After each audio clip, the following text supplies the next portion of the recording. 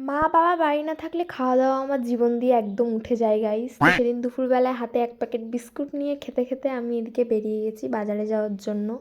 আর আমি বেরোনোর আগে কি ভাঙাচোরা লেভেলের বৃষ্টি হয়েছে দেখতেই পাচ্ছ তোমরা। এনিওয়েজ তো টোটো থেকে নেমে গেছি আর নেমে এখানে হাঁটতে হাঁটতে চলে যাচ্ছিলাম আমি যেখানে আমার দরকার ছিল। আর এখানে ইন্ডিয়ার ফ্ল্যাগটা কিন্তু দারুণ লাগছিল দেখতে। তো দেখতে দেখতে এখানে আমি পৌঁছে যাই পার্লারে।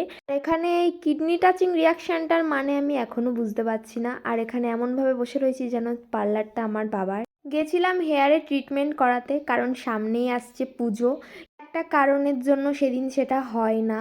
তো আমার মুডটা একটু অফ হয়ে যায় আর এই মেশিনটা দেখে কেন জানি না আমি ভীষণ ভয় পাচ্ছিলাম ওখানে বসে।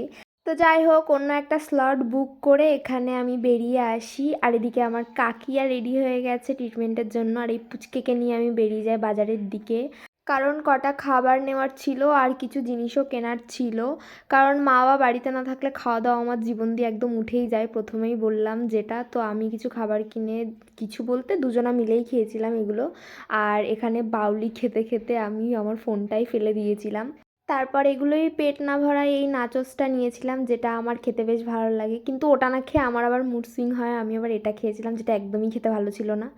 তারপর এখানে হাঁটতে হাঁটতে মোটামুটি আমি আর পুচকে চলে এসেছি বাড়ি, কারণ আমার ক্লায়েন্ট ছিল। এটা ছিল ক্লায়েন্টের বিফোর লুক যেটা আমি তোমাদের সাথে শেয়ার করলাম। তো তারপর এখানে আমি ওয়ার্ক করা শুরু করে দিয়েছি।